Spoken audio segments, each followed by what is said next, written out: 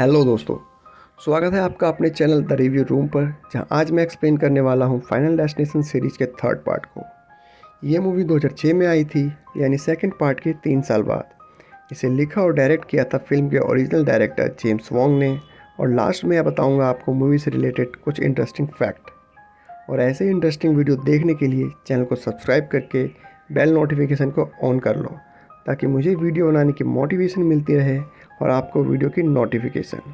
Final destination एक ऐसी series बनी जिसने लोगों के मन में दहशत भर दी थी, और लोग छोटे मोटे काम करते हुए भी सावधानी बरतते थे, क्योंकि इसमें डेथ कहीं से भी लोगों को ले जाती थी।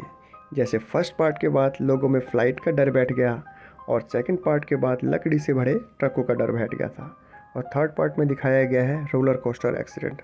और इसके बाद तो डेफिनेटली बहुत सारे लोगों ने रोलर कोस्टर राइड करना बंद कर दिया होगा। ये सीरीज़ ऐसा ही डर लोगों के दिलों में बैठा देती है।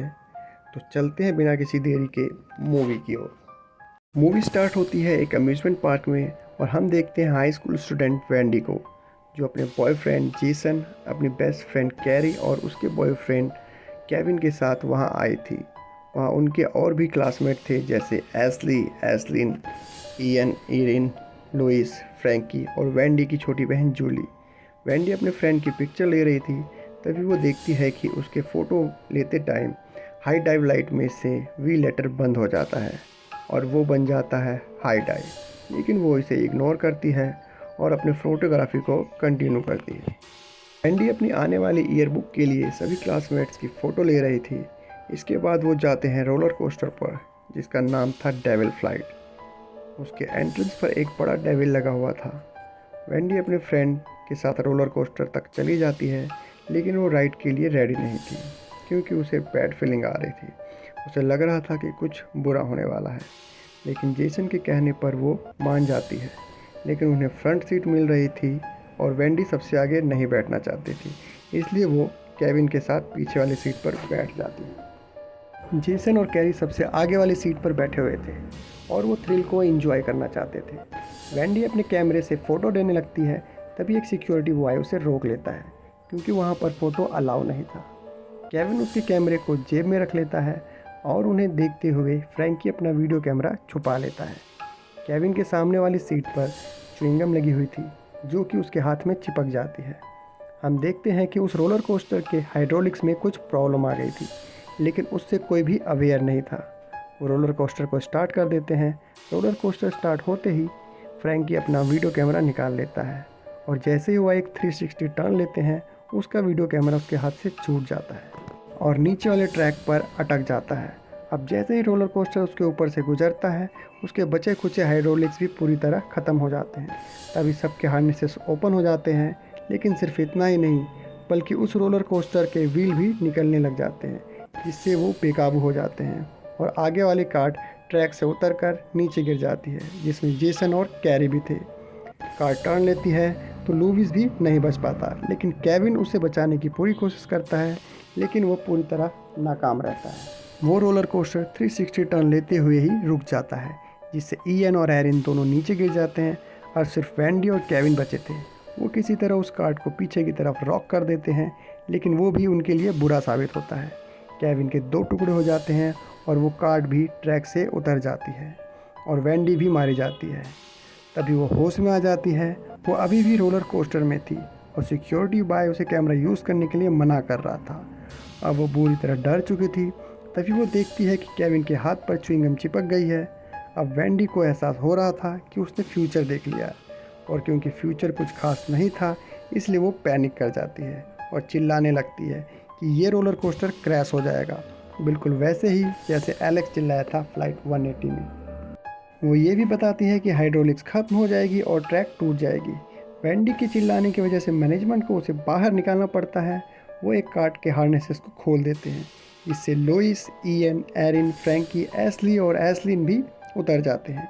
लेकिन दूसरी कार्ट अभी भी लॉक थी, इसलिए लाख कोशिश के बाद भी कैरी और जेसन नहीं उतर पाते। उन सब को बाहर निकाल दिया जाता है, और रोलर कोस्टर स्टार्ट हो जाता है। वेंडी जेसन के लिए वापस आती है और रोलर कोस्टर रोकने के लिए कहती है, लेकिन वो उसे पकड़कर फिर से बाहर निकाल देते हैं। वेंडी को पता था फ्रेंड और बॉयफ्रेंड दोनों मरने वाले हैं, लेकिन उन्हें बचाने के लिए वो कुछ नहीं कर सकती थी।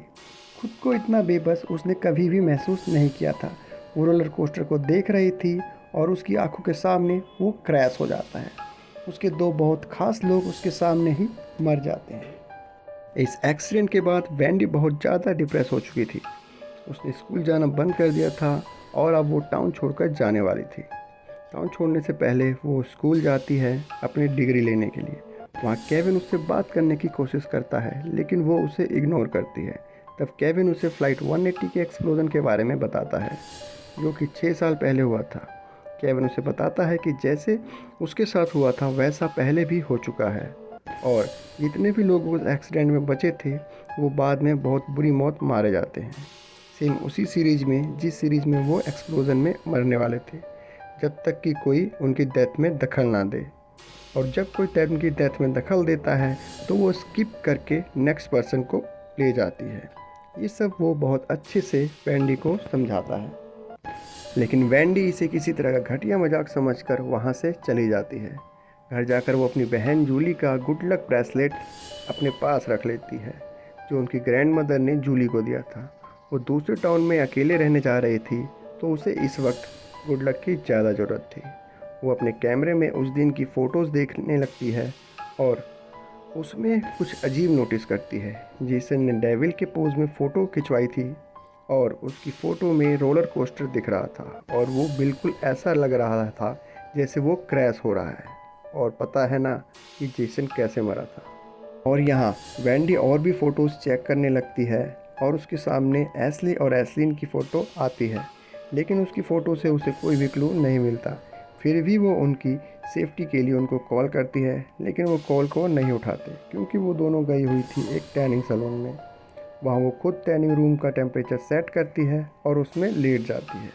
और वहाँ सबसे बड़ी गलती ये करती है कि वो उनके स्टेबलाइज़र पर अपनी ड्रिंक रख देती है। वो ड्रिंक स्टेबलाइज़र में चली जाती है, जिससे शॉर्ट सर्किट हो जाती है और उसके वोल्टेज अपने आप बढ़ने लगते हैं, जिससे ऑटोमेटिकली टेम्परेचर बढ़ने लगता है। उन दोनों को कोई अंदाज़ा भी नहीं था कि उसके साथ क्या होने वाला है। वो बस आराम से सॉन्ग सुन रही थी, और जो सॉन्ग सुन रही थी उसका नाम था roller coaster of love. Reference समझ रहे हो? अब टेम्परेचर बहुत ज़्यादा बढ़ चुका था, जिससे वो दोनों भी फील कर पा रहे थे। वो बाहर निकलने लगती हैं, तभी एक वुडन प्लैंक जिसका ऊपर म्यूज़िक सीडी रखी हुई थी वो उस पर गिर जाता है और दोनों के बेड्स के बीच में फंस जाता है, जिससे वो बेड से निकल नहीं पाती। अब वो चाह कर भी बाहर नहीं निकल सकती थी, उनकी स्किन जल रही थी और बेड के अंदर के ग्लासेस भी टूट जाते हैं। और जब टेम्परेचर हद से ज़्यादा बढ़ जाता है तो बेड्स के अंदर आग लग जाती है और वो दोनों जिंदा ही जल जाते हैं। इस मूवी से फाइनल डेस्टिनेशन सीरीज में अलग ही लेवल की ब्रुटैलिटी देखने को मिलती है, और ये सीन इस बात को प्रूव करती है।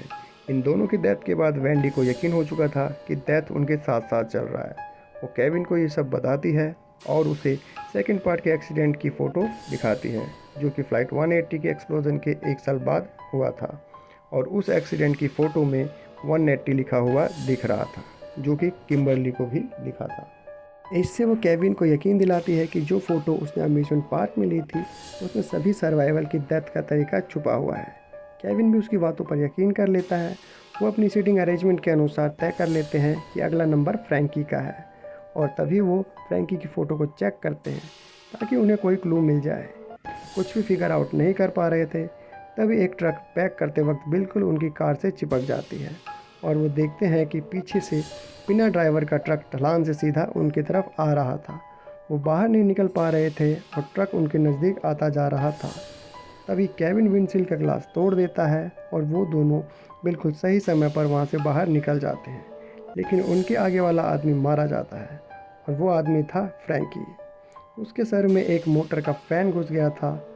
वो दोनों सोच रहे थे कि उसकी फ़ोटो में ऐसा कोई क्लू था ही नहीं। तभी उनके सामने एक दूसरी फ़ोटो आती है, इसमें फ्रैंकी था और उसमें हमें उसकी डेथ क्लियर नज़र आ रही थी, और जिस ट्रक ने उन्हें ब्लॉक किया था उसे हमने फाइनल डेस्टिनेशन 2 में हाईवे पर देखा था। अब अगली बारी थी लुइस की। वो उसकी फ़ोटो निकाल लेते हैं। उसमें कई सारी चीज़ें थी, लेकिन एग्जैक्ट नहीं पता चल पा रहा था कि वो कैसे मरेगा, इसलिए वो सीधा उसी के पास जाकर ये सब बता देते हैं। अब लुइस ऐसा इंसान नहीं था जो इन सब बातों पर यकीन करे। उसे ये सब बातें बकवास लग रही थी, लेकिन वेंडी को फ़ोटो के सभी सिग्नल्स वहाँ पर दिख रहे थे। वो उसे बहुत समझाते हैं, लेकिन वो कुछ भी सुनने को तैयार ही नहीं था। तभी वो दोनों तलवारें नीचे आ जाती है, लेकिन लुइस को कुछ नहीं होता। वो इसे अपने ही तरीके से सेलिब्रेट करता है और मारा जाता है। और अगली बारी थी इयन और एरिन की। वो दोनों एक स्टोर में काम करते थे और वेंडी और केविन उनसे मिलने वहीं चले जाते हैं, लेकिन उनको फोटो से कुछ भी पता नहीं चल पा रहा था कि वो कैसे मरेंगे। फिर भी वेंडी सही समय पर ये पता लगा लेती है कि इयन ऊपर से स्पाइक गिरने की वजह से मरेगा और वो उसे बचा लेते हैं डेथ के प्लान में दखल देकर। इयन को तो बचा लिया था, लेकिन इसका अंजाम क्या होता है ये आपको पता ही है। एरिन एक नेल गन से मारी जाती है। यहाँ वो फ़ोटो सेंस बनाती है। इयन के ऊपर स्पाइक थे जिस पर किल लिखा हुआ था। असल में वो स्किल था, लेकिन एस पर शैडो होने की वजह से वो नज़र नहीं आ रहा था। उसने एरिन की तरफ एक गन पॉइंट कर रखी थी। एरिन ने अपने फेस पर एक हाथ रखा हुआ था, जो कि उसके डेथ के वक्त भी उसके फेस पर था। एरिन को डेड देखकर इयन उन दोनों के अगेंस्ट पुलिस में रिपोर्ट कर देता है। पुलिस उन्हें काफ़ी देर तक लॉक रखती है, लेकिन उनके अगेंस्ट कोई क्लू नहीं था, इसलिए वो उन्हें छोड़ देती है। वो कई घंटों से पुलिस स्टेशन में थे, इसलिए वो सबसे पहले अपने अपने घर चले जाते हैं। घर जाते ही वेंडी को नींद आ जाती है और तभी जूली उसके पास से अपना गुड लक ब्रेसलेट ले जाती है, क्योंकि वो अपने फ्रेंड के साथ टाउन में हो रहे एक फेयर में जा रही थी। वेंडी की आँख खुलती है तो उसके सामने एक पिक्चर खुली हुई थी, जिसे देखकर उसे पता चल जाता है कि उसके आगे जूली और उसकी फ्रेंड बैठी हुई थी, यानी कि अब उनका नंबर है। वेंडी जल्दी से केविन को कॉल करती है, जो कि उसी फेयर में सिक्योरिटी का काम कर रहा था। केविन वेंडी को कहता है कि फेयर में आने से पहले वो अपनी फ़ोटो देख ले, ताकि उन्हें उनकी डेथ का आइडिया मिल सके।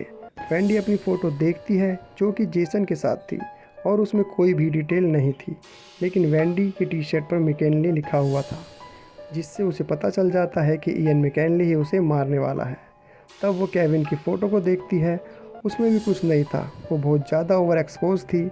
ऐसा लग रहा था जैसे उसके ऊपर फायरवर्क्स चलेंगे।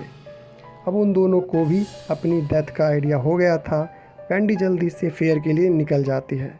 तभी अचानक से उसका रेडियो ऑन हो जाता है और उसमें सॉन्ग चल रहा था, there is someone walking behind you. Wendy देखती है कि इयन उसका पीछा कर रहा था और वो अपनी कार को तेज़ कर लेती है। उधर केविन जूली को ढूंढ लेता है, लेकिन वो उसे देखकर उससे दूर भाग जाती है। वेंडी भी वहाँ पहुँच जाती है। तभी कुछ लड़के हॉर्स के पीछे क्रैकर चला देते हैं, जिससे वो बेकाबू होकर भागने लग जाता है। उसकी रस्सी जूली के गले में फंस जाती है और वो उसे घसीटते हुए ले जाता है। वो एक एरो से टकराने वाली थी कि तभी केविन उस रस्सी को काट देता है और जूली बच जाती है, लेकिन अब उसके फ्रेंड की बारी थी। वेंडी उससे उसके फ्रेंड के बारे में पूछती है, लेकिन वो बताने में देर कर देती है और उन्हें अपने आप पता चल जाता है कि वो पैरी थी। अब बारी थी केविन की, जो कि एक प्रोपेन ब्लास्ट में मरने ही वाला था, लेकिन वेंडी ठीक टाइम पर उसे बचा लेती है। केविन भी बच गया था। अब बारी थी वेंडी की और तभी वहाँ इयन पहुँच जाता है, लेकिन इससे पहले वो कुछ कर पाता, एक अनस्टेबल कार्ट में से फायरवर्क्स उनकी तरफ आ जाते हैं। तीनों उन्हें अवॉइड कर देते हैं और इयन भी उनसे बच जाता है, लेकिन वो उनके पीछे एक चेरी पिकर पर ब्लास्ट हो जाते हैं, जिससे वो गिर जाता है और यहाँ इयन का भी काम तमाम हो जाता है और यहाँ उन सबका नाइटमेयर भी ख़त्म हो जाता है। अब आप लोग बहुत ज़्यादा कंफ्यूज होंगे, तो पहले मैं आपकी कंफ्यूजन को दूर कर देता हूँ।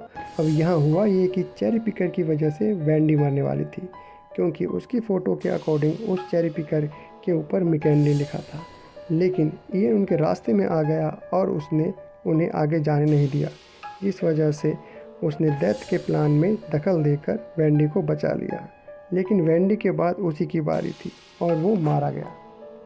इसके बाद सीन शिफ्ट होता है और हमें 5 महीने बाद का सीन दिखाया जाता है। वेंडी अपने रूममेट के साथ मेट्रो में जा रही थी, तभी मेट्रो में एक आदमी वही सॉन्ग गाने लगता है, there is someone walking behind you, और उसे सुनकर वेंडी परेशान हो जाती है। वो जिस कार्ड में थी उसका नंबर था 081, अगर उसे उल्टा कर देते हैं तो 180, और इसका मतलब आप समझ ही गए होंगे। उस मेट्रो में उन सभी जगहों के पोस्टर लगे थे जिनकी वजह से उसके फ्रेंड मरे थे, जैसे फेनिक्स टैनिंग को जहाँ एशली और एशलिन मरी थी, एंडी फैमिली रेस्टोरेंट में फ्रैंकी मरा था, और बिल डेट डिपो जहाँ एरिन मरी थी।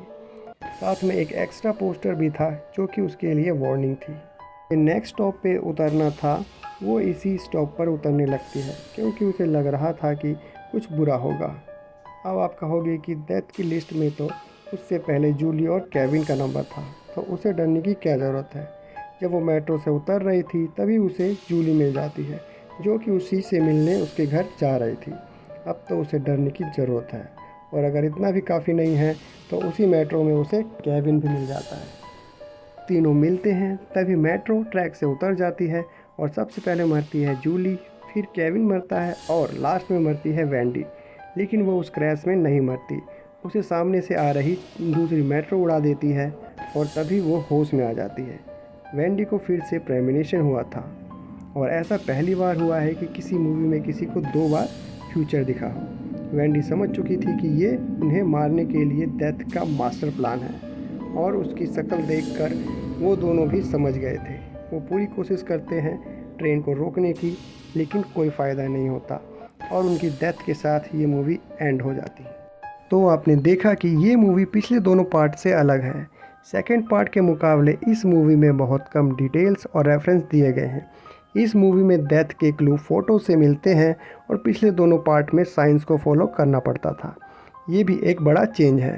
ब्रुटैलिटी के मामले में ये पिछले दोनों पार्ट से आगे है।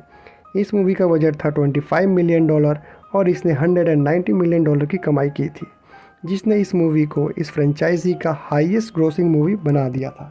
तो इस मूवी को भी मिक्स रिव्यू मिले थे। कुछ लोगों को ये मूवी अच्छी लगी और कुछ लोगों को इसमें कुछ नया नहीं लगा, जबकि न्यू बनाने के चक्कर में स्टूडियो ने इसे एक स्टैंड अलोन मूवी बना दिया और इसे भी बेस्ट हॉरर के लिए नॉमिनेट किया गया था। और इस मूवी में एक नई साइड रखी गई।